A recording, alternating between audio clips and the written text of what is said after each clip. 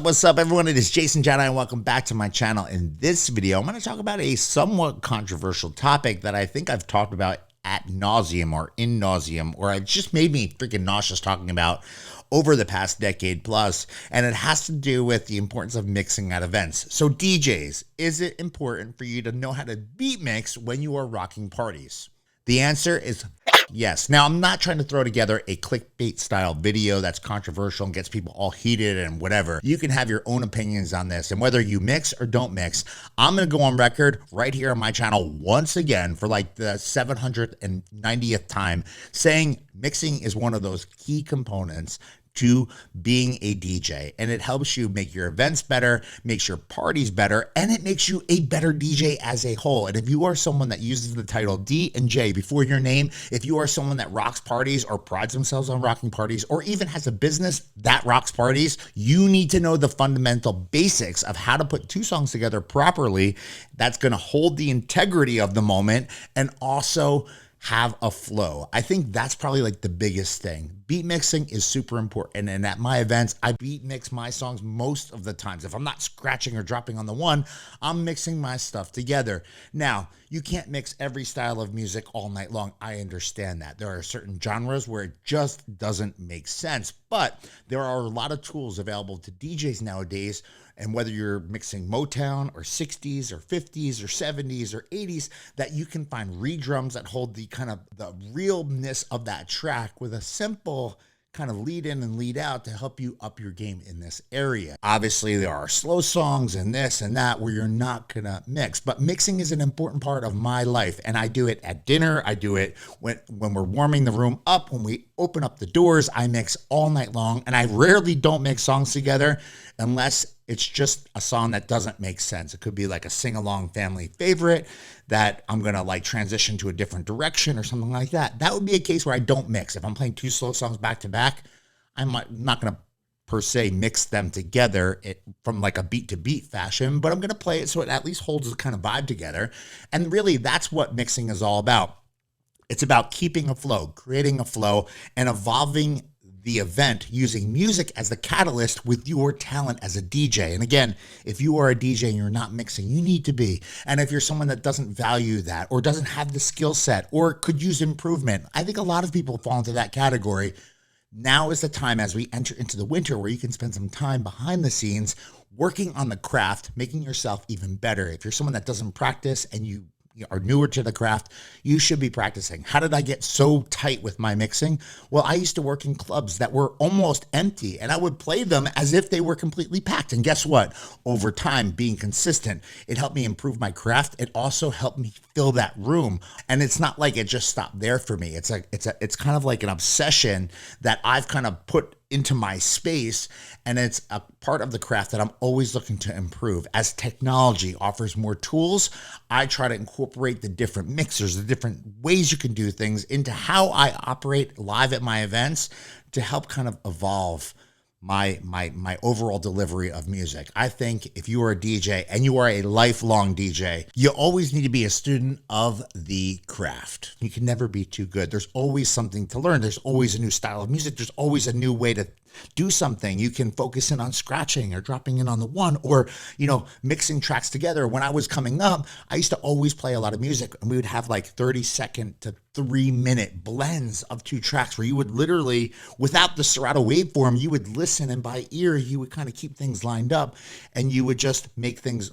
come together that way. Now, I've been in arguments with people virtually and in person that basically said to me that they're successful, they've done their thing, and they've been around for however many years. They have the fossils to prove that they've been around forever, and they say that they don't mix. And although I think that's out there, I think you'll never get to the next level in today's world because people they assume that you know how to mix. And that was actually a point that I heard Mike Walter make one time in one of his presentations that I think holds true so much. People don't ask because they assume that you understand the basic principle of what being a DJ is all about. And that is mixing two songs together flawlessly so that you can get people to party and they can dance and it doesn't interrupt the flow. I think the importance of mixing really is two things. First and foremost, it helps you kind of evolve a flow, a progression, an easy experience. It ties songs together and it allows you to create a story using music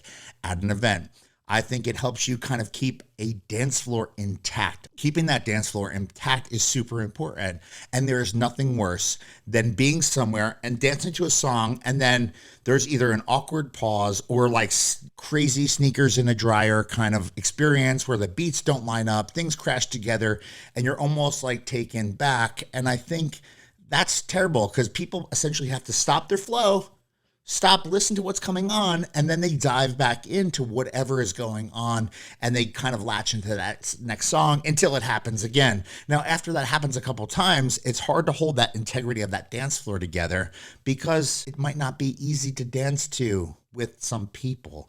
And I think it leads me to kind of like my next point. People expect it and it's what they hear and it's what is everywhere. If you are someone that goes out to clubs or bars or goes to the gym or listens to, music on the radio, more often than not, you might hear a 5 o'clock free ride. You might hear Saturday Night Dance Party. They have quick little mixes in the morning on some stations.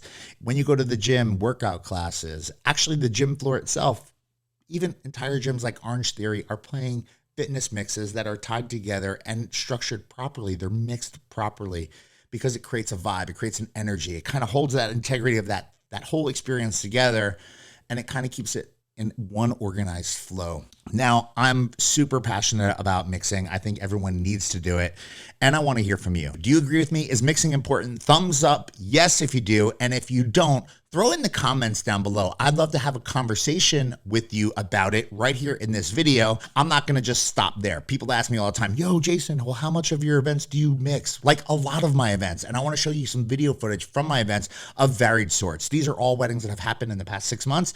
And they're going to share with you just ways I've mixed different styles of music together, different types of music together, different edits of music together, so that you understand what I'm doing. You might see some scratching. You might see some dropping on the one. You might see some kind of EDM blends in here. You might see a lot of different things, including echo outs with my S11 or S9 or whatever I'm using at the time, and so much more. Now, I'm sharing that with you just so you can get a taste of what I'm talking about. I'm not someone that's just talking to talk. I mean, this is how I live my life. As a matter of fact, if you were a DJ coming to me to work for me at SCE, I wouldn't even allow you to step into one of our events until I understood if you could mix or not, or at least loosely mix or not, if you were someone that is looking to have a DJ role within my organization. This is so important. It still boggles my mind to this day that some people think it's not important. I don't even know how that works. I don't understand how they can think that way, but I'm pretty fired up and fueled up on making sure that if I can influence anyone to practice more, to incorporate this kind of process into their events, I think it's a no-brainer. I think it'll help you level up. It'll help you do more, be bigger and better each and every time you go out. The better you get at this one part of this overall kind of like craft that we all share, this is kind of a no-brainer and a must have. Now, if you have questions or disagree, throw it in the comments down below. Check out some footage of me rocking some parties. I would appreciate some sub love and some support. It goes a long way here. So my name is Jason. Thanks for watching. Now check out some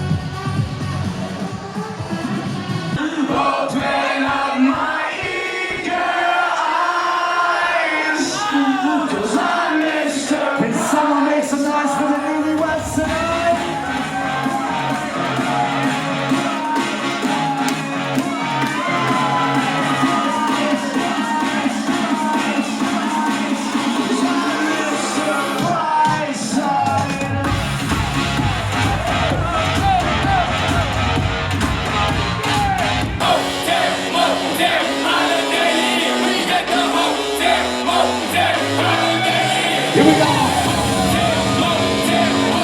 It's time to shake this beautiful building tonight. One more time, everyone. Hands up high, hands up high, hands up high. 1, 2, 3.